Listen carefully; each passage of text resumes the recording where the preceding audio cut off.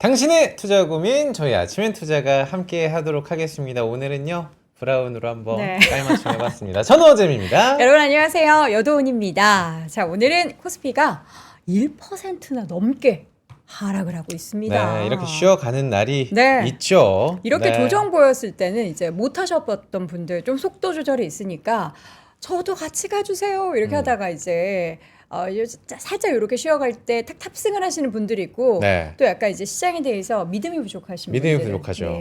하락하네. 내가 또 사면은 더 빠지는 거 아니야? 그렇죠. 이런 생각을 하실 수도 있는데 현명하게 여러분들 판단을 하셔야겠습니다. 정말 오랜만에 삼성전자와 SK하이닉스 두 종목 모두 2%대 하락, 그리고 어제 정말 급등을 했었던 현대차도 한 3% 가까이 찰실한 매물이 좀 출회가 되고 있습니다. 뭐 올랐던 종목들이 조금 빠지고 그동안 못 올랐던 코스닥이 정말 오랜만에 어제여서 오늘도 달리면서 970선을 넘어섰는데요. 시장 분위기가 완전 뭐 코스닥으로 또 넘어가는 건 아니고 코스피 안에서도 뭐 금융주라든지 우리에게는 순환매적인 관점으로 올라가는 종목들 많기 때문에 체크해 보시면 좋을 것 같고, 우리 어떻게 2일차 괜찮아요? 새빵살이? 새빵살이는 왜 나는 사람들이 집을 살려고 하는지 알겠어. 내 집 마련의 꿈 왜 있는지 알겠다. 남의 집에 살면은 이게 새빵살이가 눈치가 보일 수밖에 없습니다. 왜냐면 또 그 어떤 분위기를 좋아했던 분들이 계셔가지고. 근데 제가 여러분들 그 분위기를 똑같이 따라가려고 하면은 제 색깔도 아니고 어색할 수밖에 없어요. 그냥 우리 허재무 앵커의 색깔로 갔으면 좋겠습니다. 오늘 저희 색깔은 여러분 나무입니다. 시장에 딱 이게 뿌리를 받고 자라는 나무가 되겠다, 이런 생각으로 준비했고요. 또 여러분들에게 열심히 과실을 맺어 드리기 위해서 저희가 또 세미나 준비하고 있어요. 세미나 안내부터 드려보도록 하겠습니다. 먼저 압구정으로 떠나보도록 하겠습니다. 자, 1월 24일 토요일입니다. 이번 주 토요일 11시, 오전 11시에 압구정 WM 센터에서 기다리도록 할게요. 자, 해외 주식으로 10년 10배 만들기 주제로 우리 정우창 부장님, 그리고 조금 작게 표시가 되어 있죠, 우리 박지훈 부장님 MC로 출격을 하십니다. 자, 11시에 만나는데 제가 알기로는 굉장히 또 미어 터질 것 같다라는. 지금 사실 여러분 더블 났어요.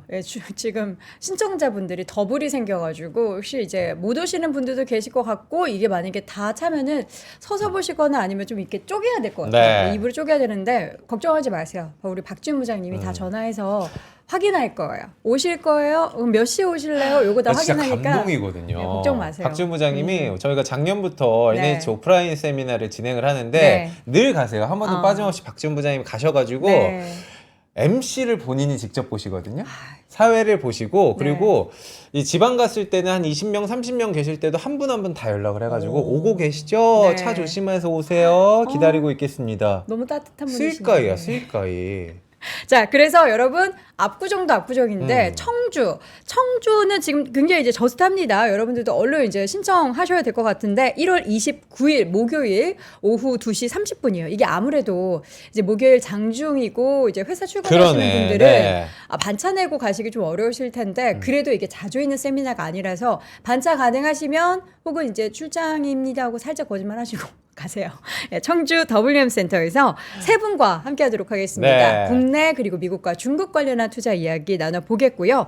미국, 중국, 한국 증시 성공 투자 전략이라는 주제로 역시나 이혁진 차장, 그리고 박지훈 부장, 소진훈 과장 세 분과 함께 직접 세미나도 들으시고 저희가 상담하실 수 있는 시간도 충분하게 마련해 드릴 테니까 지금 바로 영상 하단 링크를 통해서 상담 신청, 참여 신청하시면 우리 박지훈 부장님이 전화하실 거예요. 이거 모르는 핸드폰 번호다, 모르는 서울 번호다 하고 받지 않으시면 안 돼요. 다 받으셔서 갑니다. 그날 만나요. 이렇게 통화 한번 해주시면 좋겠습니다. 자, 우리 아침엔 투자도 바로 들어가 보도록 하겠습니다. 그동안 뭐 12거래일 달려왔나요, 코스피가?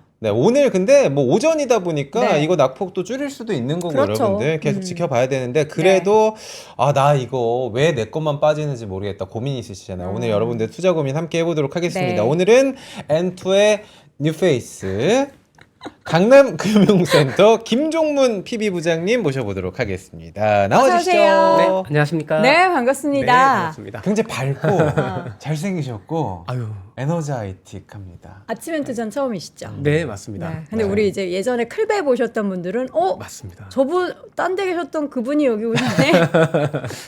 네. 맞지. 이직하셨잖아. 이거 굳이 얘기하지 네. 말자 이랬잖아. 그치, 내가 얘기하지 말자 그랬는데. 어쨌든 NH 와서 더 성공하셨다고 네. 들었습니다. 네, 열심히. 예. 우리 부장님 오늘 네. 첫 출연이신데 네. 시장이 오늘 오랜만에 조정을 보이고 있단 그러게 말이죠. 말입니다. 오늘의 조정 네. 건강합니까? 안 건강합니까? 당연히 건강한 조정으로 생각합니다. 네, 어쨌든 우리나라 산업 구조가 많이 바뀌고 있고 네. 증시의 환경도 여러 부분에서 많이 바뀌는 모습이 나오고 있어서 이럴 때는 또 좋은 기회가 되지 않을까라는 생각도 하고 있습니다. 네. 기회는 뭐 반도체에도 있고 요즘에 로봇 자동차에도 있고 다양한 기회가 있는데 네. 그 관련한 기회를 우리 부장님과 함께 오늘 한번 네. 제대로 포착을 한번 해보겠습니다. 좋습니다. 아무래도 PB 부장님이시고 음. 또 방송 경력이 많으시잖아요. 네. 우리 예전에 선프로랑도 함께 하셨고 그쵸. 요즘에 굉장히 많은 소리를 들으실 것 같은데 네. 네. 저는 어제도 얘기했지만 꿈의 5,000P가 뭐 이번 주 안에 되는 거 아니냐. 너무 이게 속도가 빠른 거 아니냐. 뭐 네. 이런 얘기를 했는데 주변에서는 좀 어떻게 보세요? 지금 속도. 사실 5,000포인트는 몇 %안 남았잖아요. 맞아요. 그렇죠. 네, 그래서 사실 뭐 그리고 우리나라의 그 이익의 가이던스도 계속 상향 조정되고 있고 그런 부분 본다면 5,000포인트 이상을 보는 것도 보는 시각도 충분히 있긴 합니다. 네, 그래서 지수가 그렇게 중요하지 않다는 거는 우리 투자자분들은 너무 잘 아실 것 같고요.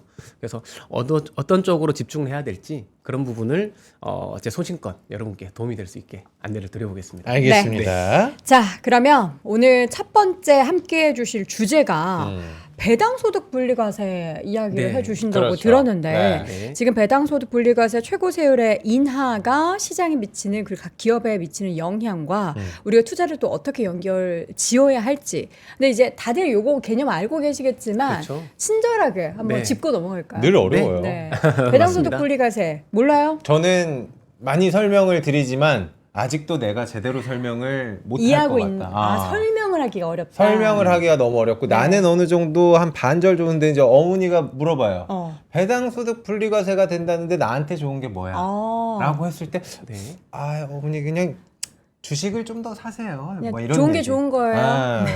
이런 느낌입니다. 맞습니다. 뭐예요? 결론적으로 맞죠. 네.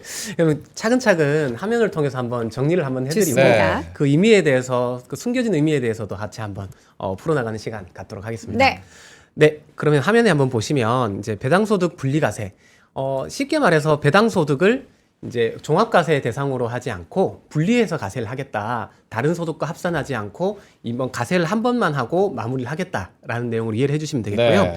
일단은 뭐 여러 가지 중에 먼저 적용 대상은 일반 법인들까지 다 되는 게 아니라 상장 법인만 가능합니다. 거기에는 리츠사는 제외가 되고 있고요. 그리고 여러 가지 요건이 있을 수 있는데 모든 배당 기업들이 다 되는 거냐가 아닙니다. 이 요건에 맞춰진 기업들만 되는데 기본적으로는 전년 대비해서는 배당이 증액이 돼야 됩니다. 네. 어쨌든 줄어들면 안 되고요. 그리고 두 가지 조건이 있습니다. 여기에는 한 가지 조건만 맞아도 이제 배당소득 분리과세 적용을 받을 수가 있는데 첫 번째 조건은 배당을 많이 하는 것. 그 부분이 여기에 화면에 보시면은 우수형이라 되어 있고 배당 성향이 40% 이상이라고 하는데 이 배당 성향이라고 하는 거는 전체 순이익에서 배당을 주주들에게 얼마나 돌려주느냐에 대한 비율을 말합니다. 네. 그러니까 예를 들어서 1조를 벌었다. 그러면 4천억 이상을 배당하는 기업은 배당소득 분리과세 대상이 된다. 그 중에서도 전년 대비해서 배당은 더 많아져야 된다. 네. 같거나 그 요건이고 또 한 가지 요건은 이렇게 40%마저 배당을 하는 거는 조금 기업 입장에서 앞으로 성장을 하고 경쟁도 해야 되는데 투자를 많이 하고 해야 되는데 배당을 너무 많이 해버리면 힘들어질 수 있잖아요. 그래서 또 다른 항목이 있는데 이거는 배당을 하려는 노력을 한다라고 보면 되겠습니다. 네. 그래서 그쪽에는 배당 성향은 25% 이상. 삼성전자가 거의 간당간당 한다고 보시면 될 것 같아요. 네. 그래서 삼성전자 기준으로 해서 예를 들어서 100조를 벌었다. 그러면 2,500억을 배당을 하느냐. 100조 25조를 배당을 하느냐 보시면 되고 그리고 전년 대비해서 그래도 배당을 많이 하겠다는 의지가 있어야 되니까 전년 배당 금액 대비해서 10% 이상 배당을 하느냐. 네. 그 부분이 두 가지 요건이 적용이 될 겁니다. 그래서 내가 투자하고 있는 기업이 제대로 배당 종목에 해당될 수 있느냐 아니냐는 한번 보시면 여러분들도 이해하지 않으실까 싶습니다. 그리고 올해부터 적용이 되고 항상 항시적으로 적용되는 게 아니라 일단 3년 동안만 한시적으로 특례를 줘서 진행을 된 건데 뭐 여러 가지 이런 부양 효과가 있다고 한다면 계속 이어나갈 걸로 보여지고는 있습니다. 네. 그리고 세율에 대해서 한번 말씀드리면 그러면 얼마나 많은 혜택이 있길래 그렇죠. 배당소득 분리과세 하느냐에 대한 부분을 말씀을 드리면 기본적으로 그 여기에서 분리과세 세율이 적용 세율이 있는데 기존의 배당은 종합소득세로 들어갑니다. 그래서 14% 그리고 뭐 25%, 38%, 45% 이런 단계로 이렇게 간단히 말씀드리면 들어가는데 거기에다가 주민세까지 가산이 돼요. 그렇게 되는데 지금 하는 부분은 2천만 원이 넘어가면 그 소득이 다른 은행이자나 다른 소득과 합산해가지고 내 소득하고 또 합산을 해서 근로소득과도 합산해서 다른 소득과 합산해서 한 번 더 세금을 낸다는 건데 지금은 세금을 한 번만 이 분리과세 세율로 한 번만 내고 끝이라는 겁니다. 네. 어떤 의미냐? 최고 세율을 내는 구간은 종합소득 구간에서 거의 45% 주민세까지 49.5%가 되고 거기에 의료보험료까지 가산이 됩니다. 그러면 절반 이상이 세금을 내고 있겠죠. 그렇죠. 네. 그런데 분리과세가 시행이 되면 똑같은 배당 소득이 예를 들어서 5% 배당을 받았다라고 하면 그분들은 절반 이상을 세금을 내고 계셨는데 이제부터는 올해부터는 이 금액의 소득에 해당하는 구간에 대한 세율로 마무리가 됩니다. 그러면 가장 넓은 구간이 배당으로 한 50억 정도 네. 이익을 보는 구간 정도로 가정을 해서 말씀을 드리면 네. 실제로 우리가 그 5%라고 가정을 했을 때 세후 2.5% 정도 될 건데 약 3.75%의 배당을 가져가는 효과가 있고요. 잘 생각해 보면은 이거는 세전으로 환산했을 때 연 7.5%짜리 우리 이자를 받는 금융투자 수익과 동일한 효과가 있습니다. 네. 그래서 굉장히 강력한 효과가 있다. 그리고 주요 주주들이나 우리 일반 주주들뿐만 아니라 특히나 영향을 미칠 수 있는 초고액 자산가분들, 기업의 오너분들이라든지 이런 분들한테 혜택이 굉장히 크기 때문에 배당을 늘릴 만한 유인이 될 수 있고 그리고 또 그 자금들이 일정 부분 자산들은 우리 증시로 유입될 수 있는 강력한 효과가 되기도 할 겁니다. 돈들이 많이 들어오는 환경이 마련되는 그렇죠. 거죠. 주식 네. 투자 열심히 하고 내가 배당 받는 거 때문에 저거 넘을까봐 또 주식을 매도하기도 하고 하는데 그런 매물출에 대해서는 조금 이제 안심해도 되는 거예요. 근데 사실 저는 이제 배당소득 분리과세가 나왔을 네. 때가 따라왔던 게 드디어 이제 머니무브가 시작이 될 것이다. 네. 그러니까 고액 자산가 참 안 진짜- 돼봐서 초고액 자산가 안 돼봐가지고 지금 발음이 안 되지. 초초가 진짜 어디까지 계실지 고액 모르겠지만 자산가. 이제 그분이 투자를 굴리는데 부동산 불패가 아니라 이제는 여기보다 증시가 더 괜찮구나 해가지고 유입이 돼야 그만큼 이 우리가 분리과세를 한 효과를 볼 수 있지 않습니까? 네. 그렇죠, 맞습니다. 이 이야기가 나오고 머니무브 이야기가 나오고 실제 네. 움직임이 좀 느껴지십니까? 실제로 제가 이제 모시는 고객님 분들 층이 기업의 오너분들, 상장가분의 오너분들도 고액 자산가들? 기업들은 있으시고, 네, 그리고 기업의 최대 주주분인 분들, 일정 수준 이상의 고액 자산가 분들께 모시고 있는데, 그분들께 사실 일반 분들께 말씀을 드리면 주식수가 이렇게 올랐는데 투자를 해야 돼라고 하는 분들이 빈도가 더 많은 반면에 네. 자산이 많으신 분들을 차근차근 이런 세율이라든지 이런 분들은 세금에 되게 굉장히 민감하시기 때문에 이런 부분들이라든지 그리고 기업의 오너분들의 자금들이 충분히 배당을 증액하면서 그러면 증액했을 때 배당만 놓고 본다 하더라도 우리가 자금이 둘 수 있는 곳은 예금이나 어떤 부동산이나 이런 대체 자산들이 있을 수 있는데 그게 주식도 훌륭한 대안이 될 수 있겠구나라고 생각을 하실 수가 있는 거겠죠. 네. 그래서 실질적으로 자금은 꽤 많은 자금들이 증시로 들어오는 게 느껴지고 그렇게 되고 있다고 말씀드리고 싶습니다. 돈이 많이 들어오는데 그 돈이 들어오는 것에 있어서의 속도는 어때요? 그러니까 지금 뭐 일부만 들어온 건가요? 아니면 더 들어올 대기 자금이 좀 남아 있나요? 그러니까요. 네, 그 부분을 조금 이어서 말씀을 드리고 네. 싶은데 속도도 지금 예전에 이런 말씀을 드렸을 때 지수가 이렇게 상단이면 안 먹혀요, 사실. 그쵸, 그쵸. 네, 그리고 이 지수가 이렇게 됐는데 무슨 얘기냐라는 말씀을 드릴 수 있는데 근데 그 내용에 이면에 깔려 있는 우리나라의 산업 환경 그리고 전 세계 돌아가는 동향들은 사실 제가 가지고 있는 지식이나 우리 자금을 주식 쪽에 관심이 있으신 분들 이제 해외 투자도 많이 하시니까 네. 그런 분들이나 시각이나 크게 다르지가 않으시거든요. 그래서 그런 부분들을 감안했을 때 기업은 주가는 기업 이익이 많이 늘면 주가도 올라갈 것이고 앞으로 미래 전망도 확실한 쪽으로는 자금이 몰리기 마련이지라는 걸 기저에 깔려 있으시기 때문에 그분들께 이런 부분 포인트가 설득이 되는 분들은 실질적으로 자금을 많이 집행을 해주시고 계세요. 혹시 이제 배당소득 분리과세가 시행이 된다고 하면은 그 네. 이제 자금들이 그래도 계속 쏠림으로 가서 뭐 네. 코스피나 코스닥 어느 쪽이 더 좋아요라는 되게 유치한 질문이지만 네, 네. 코스피가 계속 힘을 받지 않을까라는 생각이 좀 있긴 한데. 그런 분들 또 대형주 투자 좋아하시잖아요. 맞습니다. 안정적으로. 보통 우리 뭐 경제 구조나 사실 우리 산업 구조나 우리 일상에서도 K자형 우리 성장이 앞으로 그렇죠. 경제 구조를 네. 만들어 갈 거라라는 말씀을 하는데 사실 그 부분은 맞을 것 같아요.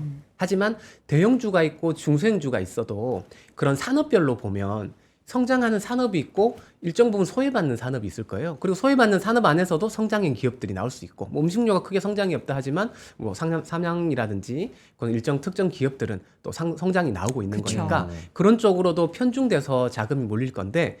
중소형주를 하더라도 좋은 산업에 있고 말씀드렸듯이 그 좋은 산업의 밸류체인 안에서 확고한 위치를 가지고 있는 중소형 기업들 쪽으로는 여전히 자금이 많이 몰려갈 여지도 있다고 보여지고 있습니다. 우리나라 우리 코스닥 부양 정책이나 이런 부분들 우리 뭐 소부장 기업들 키우는 정책이라든지 이런 부분들 보면 중소형 기업들 중에서도 강소 기업들은 정말 제대로 된 가치를 받으면서 꾸준한 성장도 나갈 수 있다는 생각을 해봅니다. 지금 상황 속에서 그러면 증시로 자금 유입이 나타나서 대형주 장세가 나타난다면 지금 5,000피가 아니고 그 이상을 우리는 바라볼 수 그렇죠. 있는 거잖아요. 네. 네, 맞습니다. 그게 과연 올 한해 단숨에 그냥 정말 계단식으로 이뤄지게 될지에 대해서는 그거는 사실 우리가 알 수가 없죠. 알 수는 없는데 우리 아까 설명회 얘기도 나왔듯이 네. 내년도에 2배가 아니라 10년 이후에 10배를 얘기를 한다면 네. 어떤 상황에는 한 해 마이너스가 날 수도 있고 한 해는 2배가 아니라 3배가 올 수도 있고 장기적인 흐름에서 놓고 본다면 그런 성장도 충분히 예측할 수 있지 않을까. 그러니까 단기는 모르지만 1년 단위로 2년 단위로 놓고 본다면 충분히 나올 수 있다고 보여지고 있습니다. 우리 민족이 참 레버리지의 민족인데 아 근데 또 자산가 분들은 10년으로 봤을 때 고액 좀 멀긴 자산가분들은 한데. 레버리지는 안 투자 안 하시죠? 하시니까 그런 건 안 하시죠? 이 기조를 보면서 이제 네. K 증시의 이제 기세를 또 보면서 투자하는데 우리가 또 지금 뭐 상법 관련해서도 그렇고 네. 여러 가지 이제 이 구조적인 펀더멘탈적인 요소를 지금 네. 바꾸려고 정부에서도 그렇고 기업에서도 그렇고 노력을 하고 있잖아요. 맞습니다. 그래서 이제 그것을 먼저 한 일본 증시를 보면서 일본 증시가 최근 5년에서 10년 사이에 올랐던 그 부분을 외국인들도 보고 네. 있고 네. 그것도 자산가분들도 보고 있을 거란 말이에요. 맞습니다. 부장님은 또 어떤 얘기하세요? 일본만큼 가겠나?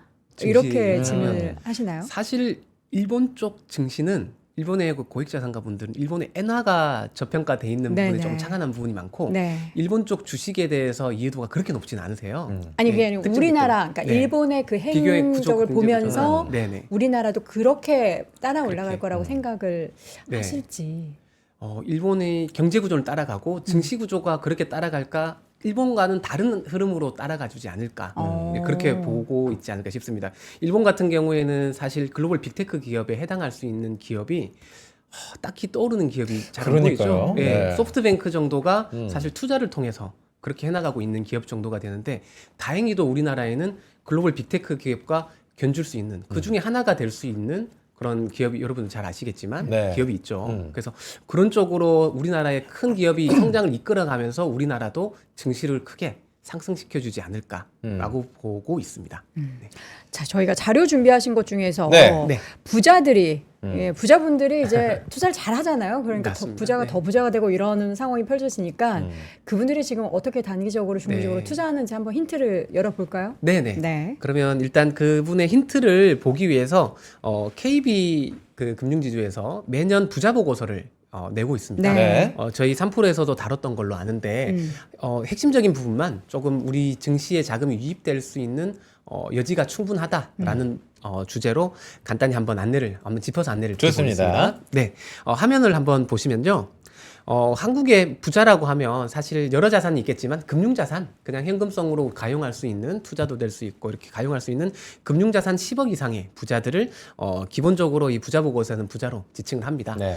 네, 그래서 부자들의 금융자산과 총자산을 보면 전년 대비해서 자산들은 여전히 증식이 되고 있습니다. 증식이 되고 있고 그리고 그 안에 금융자산 중에서도 전년 대비해서 상승률은 최근 요 3년 들어서는 상승률이 좀 더 올라가고 있는 모습을 보여주고 있고요. 네. 그리고 역시나 이제 그 하단에 보시면은 저희 이제 국세 통계 포털 미래에셋증권에서 나온 자료를 좀 참고를 해서 보시면 이자 소득으로 종합금융소득과세 신고 대상자 이 말인즉슨 2천만 원 이상 금융소득이 받아가시는 분들, 그분들은 아까 말씀드렸듯이 종합소득세로 해서 다른 높은 세율로 세금 내고 계신 분들이기 때문에 이 부분들 대상으로만 가정을 한다고 하면 이자 소득액만 2024년도 한 해에만 실제로 14조 정도 이자 소득을 가져가셨습니다. 네. 네. 그리고 원금으로 치면 금융소득의 원금으로 치면 거의 한 500조 정도가 되겠죠. 음. 네, 500조 정도 되는 자금이 있는데 말씀드렸듯이 종합세율로 가게 되면 이자율이 2% 3% 정도라고 하더라도 1% 중반밖에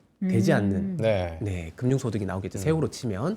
그래서 그런 자금들이 증시로 앞서 말씀드렸듯이 고배당주들, 배당을 좋게 주는 기업들은 분리과세 적용이 되기 때문에 그 자금들의 한 20%에서 30% 정도 비중만 옮겨오더라도 100조 원 이상의 증시로 순자금이 유입될 수 있는 여지가 있다라고 볼 수 있는 말씀을 좀 드리고 싶고요. 네. 또 한 가지 자금이 무부되는 것 중에서 한 가지 더 큰 자산을 생각을 해보면 역시 부동산 자산도 생각하지 않을 그렇죠. 수가 없겠죠. 줄어들고 있나요? 맞습니다. 그래 부동산 자산들은 줄어들고는 있는데 사실 아래 보면은 전년도까지 금융 자산도 줄어들고 있는 게 나옵니다. 이게 무슨 일이죠? 좀 이상할 수 있죠. 네. 근데 사실 생각해 보면 우리 금이라든지 그리고 코인이라든지 원자재라든지 대체되는. 대체 자산들 쪽으로 자산이 빠지고 있기 때문에 네. 여기에 주식 자산은 이 외의 자산으로 보시면 돼서 그 자산들이 좀 빠지고 있다라고 보시면 되겠고 어찌됐든 우리가 여기서 파악해야 될 부분들은 부동산 자산들은 꾸준히 2020년도 들어서 꾸준히 줄어들고 있다라고 보는 게 중요할 것 같습니다. 그럼 이 추이가 부동산 자산이 줄어들고 있는데 그럼 이 자산들이 과연 증시로 올 것이냐 안 올 것이냐 네. 말씀을 드리면 한번 생각을 한번 해보겠습니다. 우리 강남권에 집이 있으시죠? 저는 없지만. 저요? 강남에요? 나중에 네. 있을 것 같은데. 그래서 가장 언젠가. 맞습니다. 언젠가. 우리 곧 준비하시죠. 네. 그래서 어쨌든 강남권에 모르고 있어요 네. 지금. 네. 부동산 자산들이 있으신 분들 네. 가정을 해본다 하더라도 보통은 집이 여러 채 없으세요. 정말 영끌해서 집 한 채 들고 계신데 똘똘한 한 채. 네. 그 똘똘한 한 채를 처분을 해서 그 자금들이 주식시장에 들어올까요? 사실은 똑같은 대로 옮겨야 그렇진 돼서 않죠. 맞아요. 네. 유입되는 자산은 미미할 수 있습니다. 네. 대출을 일으켜서 들어온다. 대출도 다 막혀 있으니까 사실은 그 자금은 미미한데 진정한 의미의 초고액 자산가분들 그러니까 강남에 건물을 가지고 계신다거나 서울권의 건물이나 여러 채를 가지고 계신 그분들의 자산이 움직여야 됩니다. 네. 근데 그분들의 자산 입장에서 한번 생각을 한번 해볼게요. 부동산이 한 2, 3년 동안 부동산이 시세가 조금 낮았을 때 그럴 때는 그렇다가 지금 서울권에 있는 부동산들 자산들 보면 정고점 이상으로 다 올라와 있는 거 확인되시죠? 네. 그러면 임대 수익률만 놓고 볼까요? 그 부동산 자산을 그동안에 우리 대한민국의 부자들의 자산가의 증표는 강남 부동산이 있냐 없느냐가 그렇죠.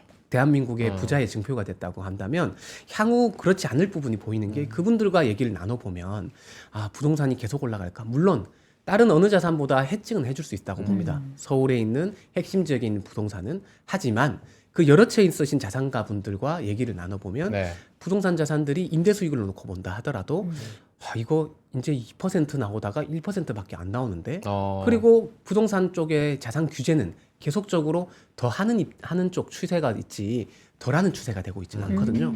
그러면 그런 자금들에 대한 고민이 안 드실 분이 아니기 때문에 부분들이 아니어서 그분들과 소통을 해보면 이러이러한 논리로 증시 쪽으로 자금이 유입될 가능성이 높습니다. 그리고 실제 그냥 우리 N2증권만 보더라도 배당 수익률이 약 5%가 나옵니다. 이전에는 절반 이상의 세금이었겠죠. 네. 하지만 올해부터는 앞서 말씀드린 그런 조건만 맞아진다면 거의 맞아지는 걸로 보여지는데 그쵸. 조건만 맞아진다면 5%가 아니라 배당 수익률도 훨씬 좋아질 거고 올해 이렇게 증시가 좋아지면 당연히 증권업도 좋아지겠죠. 네. 그럼 증시 성장도 가능성이 높습니다. 라고 한다는 관점에서 일정 수준의 자산은 움직여 올 수가 있다고 볼 수 있겠죠. 그분들의 부동산 자산들의 매각들이 조금씩 이루어지고 있고 그 자금들이 증시에 옮겨 오는 것들을 저는 제 모시는 고객님들, 회장님들 뵈면서 실제로 그 자금들이 들어오는 걸 보고 있습니다. 네. 혹시 저는 이제 이렇게도 생각이 되는데 한 채를 어렵게 샀잖아. 강남은 불패라고 생각하니까 이건 팔기는 싫어. 네. 근데 부동산 말고 지금 올라가는 수준 보면 국장을 안 하긴 너무 내 마음이 불편해. 맞아요. 담보를 잡고 이걸로 투자를 하는 분들은 없어요? 아, 대출 많이 안 대출이 해주시는 규제가 거죠. 아, 부동산으로는 규제가 있구나. 다 네, 대출 그 규제가 생각을 있기 안 때문에 해. 쉽진 않습니다. 네. 물론 물론 이제 부동은 우리- 대출 해본 적이 없어가지고 여러분 이해해 주세요. 네. 우리가 레버리지의 민족이기 네. 때문에 아. 특히나 주식 시장을 레버리지를 일으켜서 투자하시는 분들 꽤 있으시잖아요. 네. 그리고 최근에 논의되고 있는 세배 레버리지 음. 예, 이런 부분들 ETF, 기초적 네. ETF들 이런 자산들이 주식 시장이 내려가지 않고 올라와 있기 때문에 그분들의 자산들이 증식이 되어서 레버리지를 일으켜서 또 자금이 올라올 수 있습니다. 선순환 구조가 나올 수 있다는 말씀을 드리고 싶고요. 그리고 이제 또 한 가지 이어서 말씀을 마저 네. 드리면 그렇게 나온 자금들이 이 부자 보고서에서 나오고 있습니다. 화면을 마저 한번 보시면 네. 부자들이 보는 단기와 중장기 고수익 투자 예상처가 있는데 2024년도와 2025년도 왼쪽에 있는 도표를 보시면 주식의 전망치가 25년도에 내년도를 전망할 때, 그러니까 금년도를 전망할 때 주식 시장이 압도적으로 전망이 높을 걸로 부자들은 예상을 하고 있습니다. 그럼 이 부자들의 자금들이 어디로 움직일지 또 우측의 화면을 보시면 여러 자산들 중에서 어느 자산이 고수익이 예상이 되는지에 대해서 전년 대비해서 2025년도 기준에 26년도를 바라보는 향후 미래를 바라보는 전망차가 굉장히 높게 나오고 있죠. 눈에 띄게. 네. 그래서 이런 자산들이 다른 자산이 아니라 오히려 부동산 자산들은 조금 더 좀 그 중립적으로 보고 있는 반면에 주식 네. 자산들은 훨씬 좋게 보고 있는 부분이 나오고 있습니다. 네. 작년에 그렇게 많이 코스피 지수 기준으로 100%가 올라도 네. 올해에 대해서도 그러니까 지금 2025년 답변은 네. 앞으로 투자에 대한 전망이니까 네, 투자에 대한 맞습니다. 그 그렇죠. 계획이고 어. 올해도 주식 투자에 있어서의 더 아웃퍼폼이 있을 것이다를 전망을 하고 있는 거잖아요. 맞습니다. 이렇게 많이 올랐는데 하는 그런 생각보다는 더 오르겠다라는 생각을 한다라는 게 저는 어떻게 보면 이해할 수 약간은 좀 겁이 나기도 해요. 맞아요, 맞아요. 그래서 그 부분을 좀 생각을 해보면 네. 역시나 조금 그 투자하는 투자자 입장에서 본다면 부동산 자산들도 역시나 올라와 있는데 네. 이 자산이 더 올라갈까? 그리고 어떻게 보면 실물 경기 보면 금이라든지 상품들 가치도 은이나 금이나 이런 자산들의 가치도 어마어마하게 올라와 있잖아요. 아우, 지금 뭐 최고가죠. 그렇죠. 네. 그 금이라는 자산이 물론 산업에서 쓰이기도 하겠지만 네. 교환의 매체 이외에 생산 뭐 금리를 만들어 준다 이런 건 아니잖아요. 네네. 그리고 그 외 코인이라는 자산 시장도 보면 한 5년 10년 놓고 봤을 때 이 자산 대비해서 주식 시장이 그렇게 많이 올라간 거냐, 네. 부동산 자산만큼 그렇게 많이 올라간 거냐 놓고 본다면 그렇지는 않다는 시각도 분명히 있고 우리나라 주식이 아니라 해외 주식, 글로벌리 1등 기업들, 그리고 앞으로 펼쳐질 우리 AI 산업 시대에 있었을 때 그 산업들이 얼마나 시장에 침투하고 우리 생활에 성장할 여지가 많이 보일 것이냐, 이런 부분들까지 거기에는 녹아 있지 않나 볼 수 있겠습니다. 네. 네. 자, 지금 상황 속에서 우리는 이제 주식 투자를 부자들이 많이 하니까 무조건 나도 부자 따라 가겠다 뭐 이런 관점보다는 네. 왜 이렇게 부자들의 자금이 증시로 유입되는지 여러 가지 제도 개편도 있었고 그들이 바라보는 시장에 대해서는 과거 또 이력이 있잖아요. 그런 맞습니다. 것들도 저희가 네. 잠시 후에 또 체크해 봐야겠죠. 잠시 후라는 네. 말씀을 주셨으니까 바로 광고 짧게 좀 듣고 네. 오도록 하겠습니다. 렛츠 광고 타임.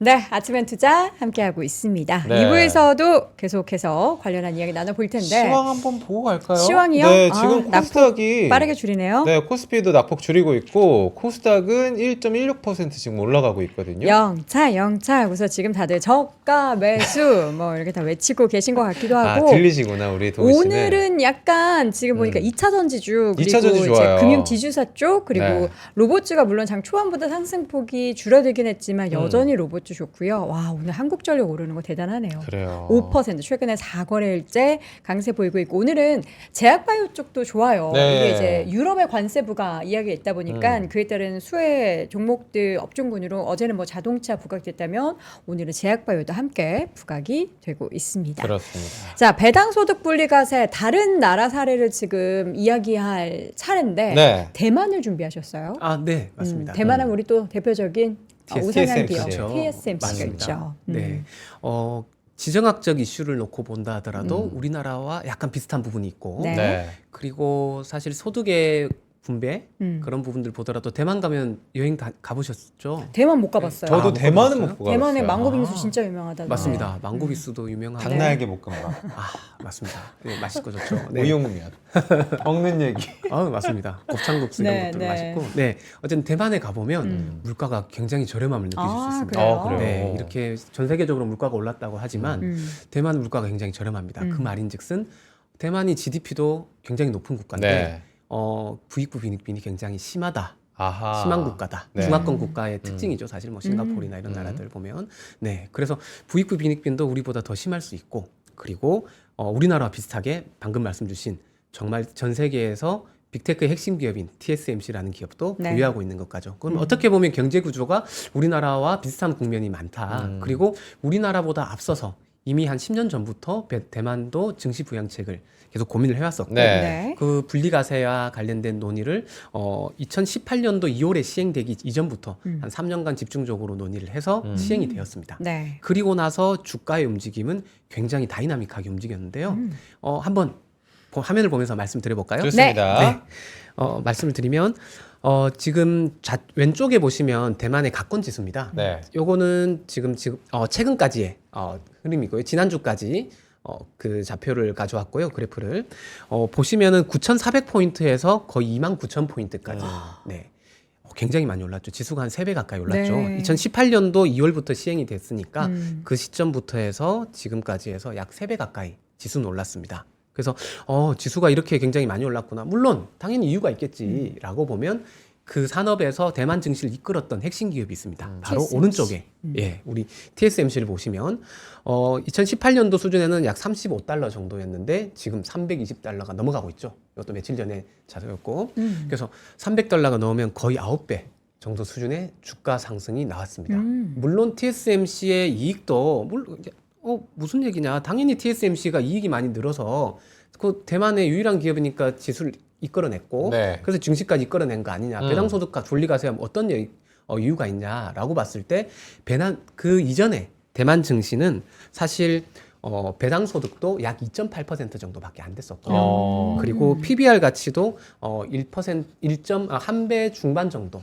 밖에 못 받았습니다. 네. 근데 그 이후에 그 PBR 가치는 지금 보시면 약 2.3배로 상승을 했고요. 1.7배에서 2.3배로 상승을 했고, 그리고 배당 그 수익금도 연 8.6%까지 지금 어마어마하게 증가를 했습니다. 네. 배당 소득이 분리과세가 되면서 8.6%까지 배당 소득이 증가했다. 일반 기업들도 오너들이 그런 유인이 생겨서 배당으로 기업의 이익을 많이 가져갈 수도 있는 여건이 되었다라고 보시면 되겠죠. 그렇게 되면서 TSMC만 그랬던 거 아니냐라고 볼 수 있다면 TSMC 올 한 해에 예상 영업이익이 100조 좀 넘어갑니다. 네. 근데 시가총액은 2,700조, 2,500조가 넘죠. 네. 우리나라 삼성전자, 하이닉스 각 기업들이 삼성전자는 한 140조 정도, 하이닉스는 이제 120조 가까운 가이던스가 나오고 있습니다. 물론 더 계속 상향되고 있는데요. 그렇죠. 네. 하이닉스는 그런데도 불구하고 시총은 약 오늘 조금 내려서 550조가 안 되는 구간이고, 삼성전자는 거의 한 900조까지 900조 내외 정도 수준밖에 안 되는 가격이죠. 같은 비슷한 이익을 내고 있는데 TSMC와 삼성전자의 밸류가 어마어마하게 차이가 나죠. 네. 그래서 어디에 상장돼 있느냐에 따라서 그렇죠, 네. 맞습니다. 근데 어떻게 보면은 지정학적 이슈 얘기를 한다면 대만이나 우리나라 오히려 대만이 좀 더 위험해 보이기도 합니다. 지금은 더 지금 뜨거운 것 같아요. 당장은? 그렇죠. 네. 맞습니다. 그런데도 25배 이상, 30배 가까운 밸류를 받고 있는데 왜 우리나라 하이닉스는 아직 5배, 영업이익 기준이라서 네. 조금 5배, 6배라고 말씀드리지만 네네. 순이익 기준은 좀 낮아질 수 있겠지만 어쨌든 삼성전자는 왜 10배가 안 되는지 반면에 어디에 있는가 상장을 하는데 마이크론 같은 경우에는 3위 업체인데도 불구하고 지금 가이던스가 한 10배 정도 나오고 있고 그렇죠. 아시다시피 며칠 전에 TSMC의 회장 출신이셨던 그 CFO님께서 5배가 낮은 가격에 샀다가 지금 최고 높은 가격에도 매수가 했다는 마이크론. 아시고 네. 마이크론 네. 네, 아시고 계시죠. 그런 부분들 감안한다면 왜 우리나라 삼성전자, 하이닉스가 이렇게 왜 저평가 받아야 되는지. 물론 애널리스트 분들은 이렇게 얘기를 합니다. 커머더티 산업이니까 가격의 변동에 계속 영향을 받는 거다. 시황 네. 산업이다라고 하는데 과연 다시 한 번 더 생각해 본다면 이게 시황 산업인지에 대한 의문도 좀 해볼 필요가 있죠. 빅테크에 들어가는 핵심 기업이고 빅테크의 몇몇 고객사뿐만이 아니라 다양한 각국의 서버를 구축한다든지 그리고 자동차에 들어간 자율주행이라든지 모든 AI에 이 메모리 반도체가 필수적으로 사용이 될 거기 때문에 이 부분들은 오히려 우리가 다시 한 번 더 우리가 가지고 있는 삼성전자와 하이닉스 메모리 반도체 산업을 제대로 봐야 되지 않을까. 네. 주가가 올라왔다고 해서 가격을 보는 게 아니라 기업의 이익과 바뀌는 산업의 환경에 대해서도 인지를 해봐야 되지 않을까 하는 고민을 항상 하고 있고 그 같이 말이 맞아요. 안내드리고자 합니다. 주가가 올랐다고 그 가격을 보면은 무서워서 못 사는데 그렇죠. 맞습니다. 말씀해 주셨던 저평가, 밸류에이션을 보면은 여전히 싸다 싶은 그런 기업들과 또 우리나라 시장 자체가 또 그렇잖아요. 맞습니다. 근데 무서워. 도훈 씨 말이 맞습니다. 아. 그러니까 우리는 이 가치를 봐야 돼요. 그러니까 왜냐면 우리는 가격에는 지갑이 열리지가 않습니다. 돈이 없어서예요. 돈이 없어서. 왜냐면 부자분들은 오늘 1억 사도 내일 또 1억 살 돈이 있어. 그래요? 근데 우리는 사면 내일 더 살 돈이 없어. 내일 혹시 빠지면 더 살 돈이 없어. 그래서 저는 늘 얘기합니다. 주식 투자를 성공하는 사람들은 결국에는 돈과 그리고 투자할 수 있는 시간, 종목을 잘 고르는 눈, 요 세 가지만 있으면은 이거 무조건 성공한다. 돈을 더 봅시다. 오늘 맞습니다. 오늘도 열심히 돈을 벌고 있습니다. 열심히 원화책을 해보도록 우리 하겠고. 김종문 부장님께서 네. 초고액 자산가들 가까이 잘 안다고 하니까 저희 소개 좀 소연 뭐 어떻게 할 거야? 아니 돈 빌리려고? 돌잔치라도 제가 네. 가족 행사라도 뛰면서 돈 벌으려면 선배 주말이 어디 있어 자, 지금. 알겠습니다. 네. 새벽에도 일하도록 하겠습니다. 자, 아니, 말씀하시죠. 네. 네. 초고액 자산가의 기준이 네. 얼마예요? 그게 갑자기 궁금해요. 뭐 100억? 뭐 100억 기준으로 삼는 하우스도 있고 네네. 30억 기준으로 삼기도 하고 네. 아까 부자 보고서 보셨듯이 네. 근데 부자 보고서는 일반적인 부자를 얘기를 하겠지만 금융자산 10억. 네, 네, 금융자산 10억인 일반적인 부자라고 하지만 네. 다양한 잣대가 있는데 어. 사실은 그게 애매하게 뭐 정해진 기준은 없어서 아, 그래요? 네네 맞습니다. 근데 기본적으로 가업을 사는 기업을 가지고 계시고 이익을 꾸준히 만들어내시는 분들 그리고 여러 가지 부동산이나 여러 자산들이 잘 가지고 계시는 분들 약간 그런 게 있군요. 아래의 사항 중에 3개 이상 해당하면 초고액 자산가로 분류. 이런 네. 게 있군요. 저도 사실 깊게 분류를 생각하진 않았는데 약간 뭐 그런 포텐은 어때요? 나중에 네. 될 것 같은 그런 거 있잖아요. 충분하시죠 우리 우리 두 분은 포텐은 많은 네. 것 같은데. 지식 초고액 측면에서는 자산가가 네. 되고 싶은 두 분 저희와 함께하고 있습니다. 자 그러면 네네 대만과 비교를 했을 때 네. 우리 하이닉스라든지 우리 네. 삼전이 TSMC처럼 네. 평가를 받기 위해서는 네. 체질 개선이 먼저다. 체질 개선이 되고 있다. 되고 있다. 그 과정이다. 우리의 인식의 변화가 따라와주면 너무 좋겠다. 그렇게 될 가능성이 매우 높다는 말씀을 드리러 나온 겁니다. 어. 네. 그러면은 이게 얼마나 걸릴까요, 이게? 되고 있는 과정이라고 하면. 그 사이에 그러니까 TSMC처럼 우리 그 핵심 산업이 공교롭게도 정말 절묘한 타이밍에 반영을 받고 있어요. 네. 전 세계적으로. 사실 메모리 반도체 산업이 우리 여러 전문가님들 나오셔서 말씀드렸지만 전에 없는 호황을 누리고 있는데 이 부분들은 앞으로 나아갈수록 더 나은 방향성으로 이끌어갈 걸로 보고 있는데 이미 되고 있다고 보고 있고 우리 투자자들의 인식이 주식의 가격이 성장하는 걸 보여주면서 나을 걸로 보여지는데 외국인 자금들이 작년에는 사실 작년 말까지도 많이 빠져나갔었잖아요. 근데 이런 산업에 대한 인식도 전 세계적으로 많이 바뀌고 있고 네. 그렇게 본다면 당연히 마이크론 투자한 투자자들은 마이크론이 전 세계 1등인가 했다가 알아보니까 조금 더 공부해보니까 1등이 아니네. 그렇죠. 1, 2등은 따로 있었네. 네. 그 자금들이 당연히 우리나라 쪽으로 유입될 가능성도 매우 높아 보이고요. 그리고 우리 산업 코스피의 이익 측면에서 본다면 삼성전자, 하이닉스, 메모리 반도체 산업에서 벌어들인 이익이 전년 대비해서 거의 뭐 100조, 200조 가까이도 올 수가 있는데 직간접적으로 그러면 한국의 그런 뭐 무역수지, 갱상수지도 당연히 좋아질 것이고 여러 여건들이 좋아질 걸로 보여지고 있습니다. 그래서 부의 승수 효과라든지 여러 가지 부의 효과들이 나올 수 있기 때문에 생각보다 빠르게 와줄 수 있다. 삼성전자, 하이닉스가 마이크론에 그냥 10배의 밸류만 받는다 하더라도 그렇게만 된다 하더라도 지금 시가총액의 2배 가까운 상승이 나올 수가 있겠죠. 그러면 코스피 시가총액이 예를 들어서 3천억, 4천억이다. 3천조, 4천조다. 4천조다라고 가정을 했을 때 하이닉스, 삼성전자가 삼성전자 시가총액이 1,500조 간다. 네. 하이닉스가 1,000조를 간다라고 했을 때 시가총액이 상승되는 거는 지수에 대해서 5,000포인트를 가늠을 한다, 6,000포인트를 가늠을 한다. 크게 의미가 없을 수도 있지 않을까 싶습니다. 그런 상황들이 이루어지면서 대만처럼 시장 밸류도 우리나라 시장들도 PBR도 2배 이상 넘어간다거나 핵심 기업인 삼성전자 하이닉스가 시장에서 15배 정도, 20배 정도 계속 받아가는 구조가 나와준다면 우리나라 증시가 5,000포인트, 6,000포인트도 까마득한 옛날의 지수였구나라고 생각하는 국면도 와주지 않을까라는 생각을 하게 됩니다. 5천, 6천이 까마득하면 우리는 일단 저기 만을 가 있어야죠. 그 만을 가 정도를 있으면 까마득하다 싶을 텐데. 네. 왔으면 좋겠네요. 왔으면 좋겠죠. 대만처럼 그렇게 3배 개인적으로는. 이렇게 증시가 오르고 하는 그 시기. 그러니까 우리가 네. 뭐 과거 기준치를 따진다면 작년에 이제 2천 중반을 기준으로 삼는다면 맞습니다. 3배 하면 한 3천이라 치고 퉁치고 반올림해서 339, 네. 9천. 네, 사실 너무 까마득하긴 한데 다음 도표 한번 네. 화면 한번 좋습니다. 보여드릴까요? 네. 과연 그렇게 될 가능성도 높다. 음. 사실 이 내용을 제가 예전에 22년도에 방송을 딱 1년 정도밖에 못했었는데 네. 1년 정도 방송을 할 때 항상 얘기를 했었던 게 빅테크 기업들 꾸준히 사모으시자. 여러 이게 기업들 그때 투자하는 당시에 것 중에 보이셨던 자료예요? 그때 자료를 지금 이제 2035년도까지 붙이셨군요. 끌고 왔습니다. 네. 예, 업데이트를 해가지고 가져왔는데 네. 우리 비가역적이라는 단어, 우리 최근에 작년에 항상 많이 들렸었죠. 거슬러 올라가지 않는다라는 뜻인데 투자하고 있는 규모나 성장하고 있는 단계가 이전 단계로 돌아가지 않는다. 네. 사실 인류의 뭐 발전은 그렇게 이루어져 왔어요. 뭐 구석기 시대, 석기 시대, 청동기 철기, 그리고 이런 이제 정보화 시대, 그리고 데이터의 시대, AI 시대 이렇게 나아가는데 어쨌든 이런 성장이 나올 거냐 안 나올 거냐가 사실은 여러 가지 고민이 들 수도 있고 생각이 들 수도 있는데 지금 여기 화면을 한번 보시면 네.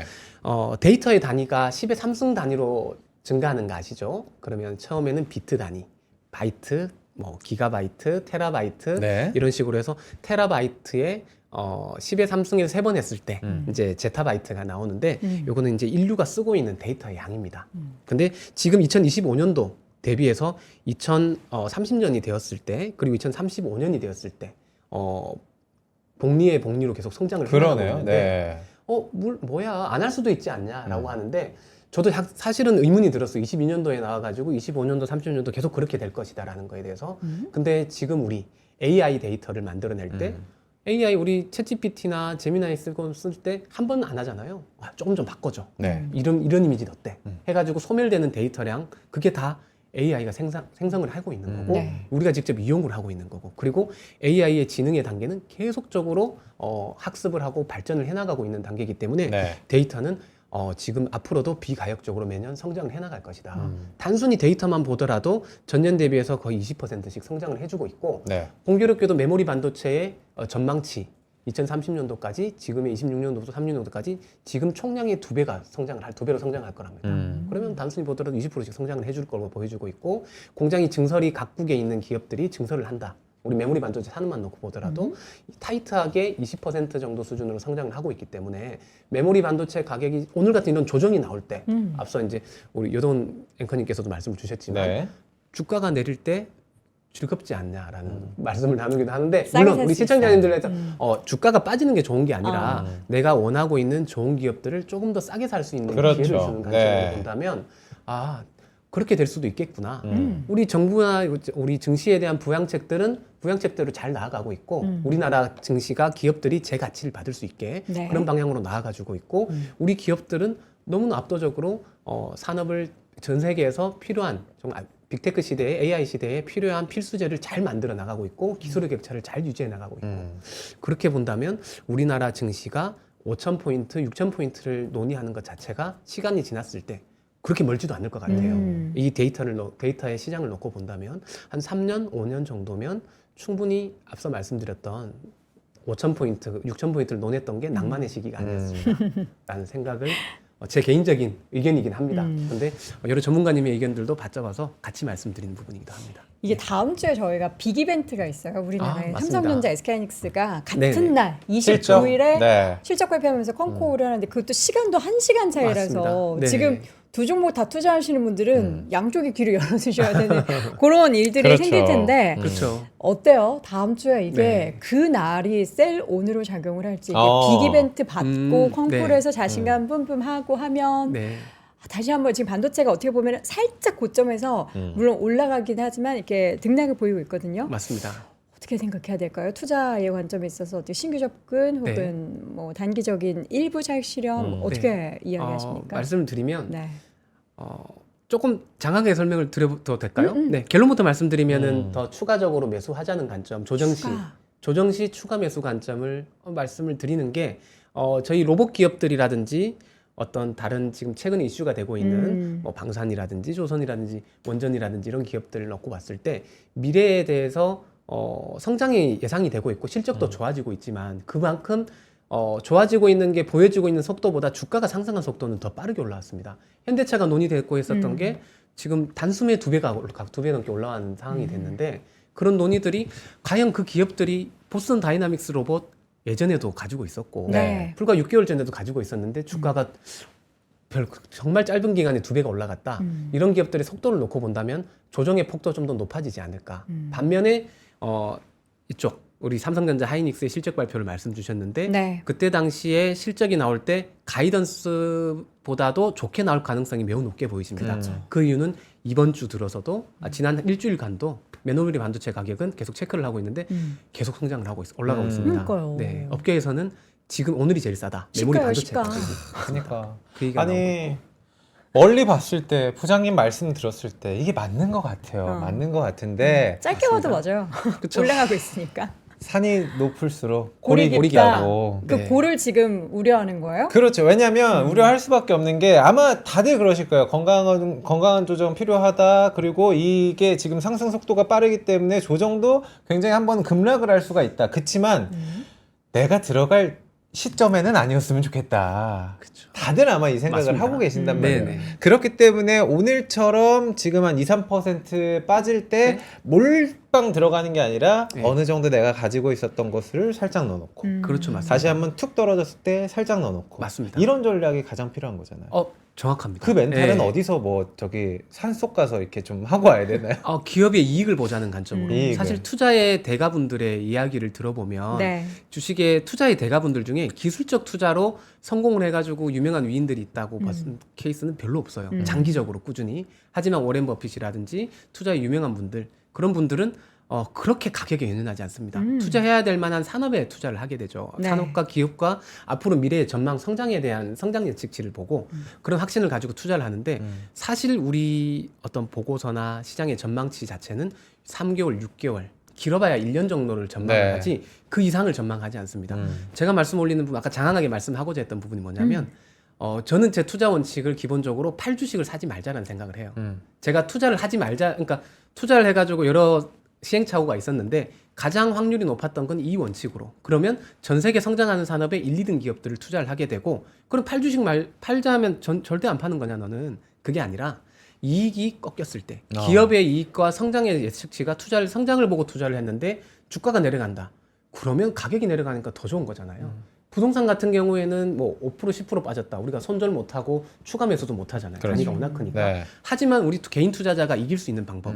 우리 3개월, 6개월 게임 하는 거 아닙니다. 이 주식 수익 나가지고 2배 수익 났다.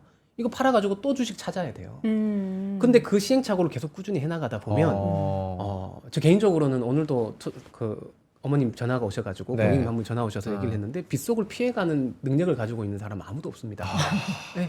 이 주식 해가지고 옮기고 또 옮기고 또 옮기고 시행착오 할 때 결국에 손해를 보는데 그렇게 하는 것보다 차라리 안 팔아도 될 만한 주식들 앞서 말씀드렸듯이 우리 메가 트렌드라고 얘기도 하고 지금의 시점을 싱귤리티라고 얘기하고 장기 성장이 나오고 있는 그런 산업을 찾고 그 산업에서 글로벌 1, 2등 경쟁력이 있는 그런 기업 그 기업이 그렇게 비싸지 않을 때 투자를 한다면 그렇죠. 개인적으로는 지금 미국의 빅테크 기업들 30배 밸류까지 넘어간다.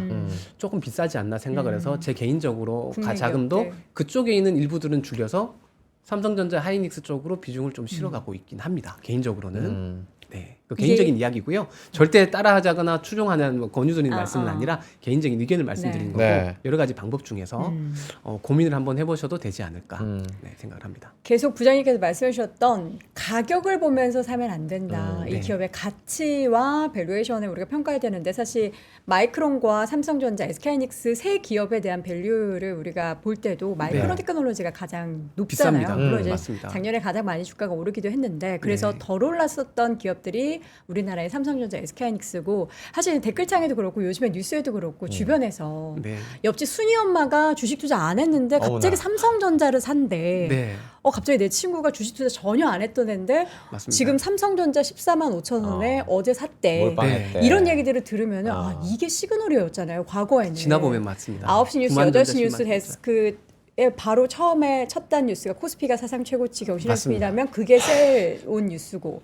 근데 네. 지금은 좀 과거와 다른 것 조금 같기는 다르다. 해요. 이게 약간 뉴 노멀인가? 이것도 그런 투자 심리에 있어서 누가 샀대라는 걸 보고서 "헉, 저 사람도 샀다고?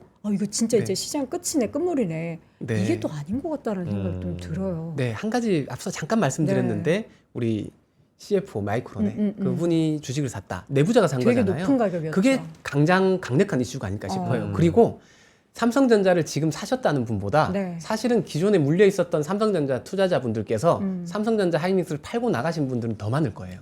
그 지금 그렇지. 10만 원 아직 아니라는 말씀 말씀을 진짜. 드리고 싶어요. 네. 아. 그 저변에 깔려 있는 이유가 앞으로 앞서 구조적으로 이 산업 자체가 성장을 하고 그 안에 들어가는 필수제인데 그동안의 자동차에 메모리 반도체가 고사양이 들어갈 필요가 없었거든요. 근데 앞으로는 굉장히 많이 들어가야 되고 네. 각국의 서버 투자량 이거 다시 또 언론으로 돌아오지만 시장 산업 자체는 많이 성숙해져 나가고 아직까지도 수요는 굉장히 많은 수요가 필요하기 때문에 네. 앞서 함수 기억해 보시면 1차 함수가 아니라 2차 함수 구조로 올라가고 있습니다. 성장은. 그래서 우리가 생각하는 기본적인 생각의 틀을 그대로 주식시장에 대입을 하면 큰 상승을 놓치지 않을까 생각을 합니다. 네. 정말 중요한 부분을. 네. 제 얘기가 굉장히 이제 길었다라는 분이 한 분 계신데 딱 한 네. 분. 요거 되게 중요한 시그널이에요, 여러분. 저도 주식 잠바 거의 20년입니다. 아유, 그렇죠. 저는 다양한 시장을 봤어요. 네.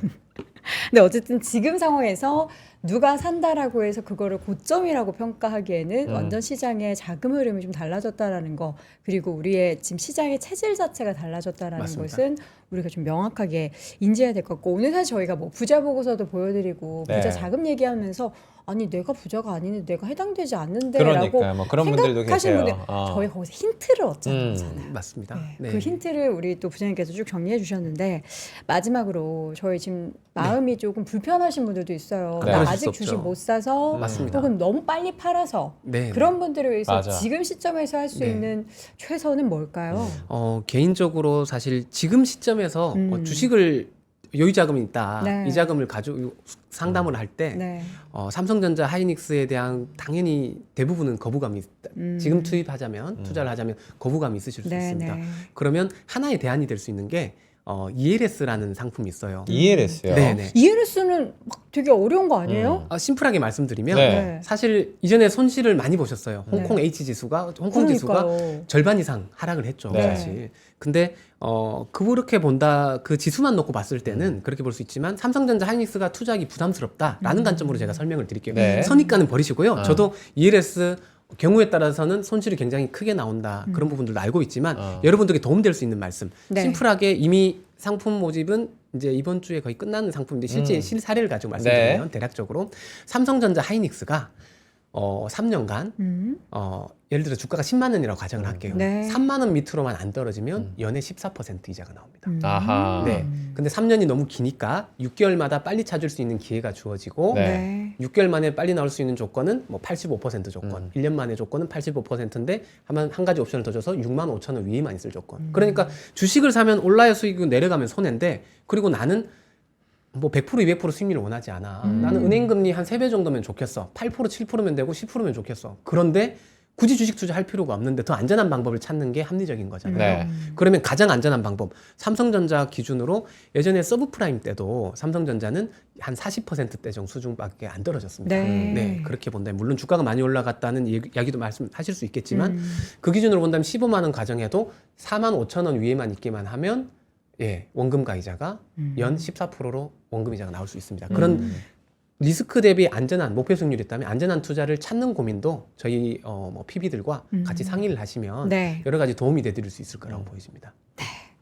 자, 오늘 이제 투자에 대해서 여러분들이 고민하셨던 부분들을 조금 이제 힌트를 드리는 시간이었는데 그렇죠. 힌트 말고 사실 시장은 정답은 없어요. 정답 여러분들이 없죠. 현명하게 이 네. 내용들 중에서 나에게 맞는 거 좀 취합하시고 여기서 여러분들이 딱 느낌이 오시는 거 분명히 있으실 겁니다. 그런 내용들을 잘 취합하셔서 현명하게 투자하셨으면 좋겠습니다. 좋습니다. 오늘은요 우리 엔투의 뉴페이스였죠. 강남금융센터 김종문 PB 부장님과 함께했습니다. 저희 오늘 또 네. 아침에 투자 처음 인사드렸는데 네, 맞습니다. 다음에도 또 아유, 자주 불러주시면 오세요. 다녀오겠습니다. 네. 또 다양한 주제로 네, 이야기 나눠보도록 맞습니다. 하겠습니다. 부장님 감사합니다. 네, 감사합니다.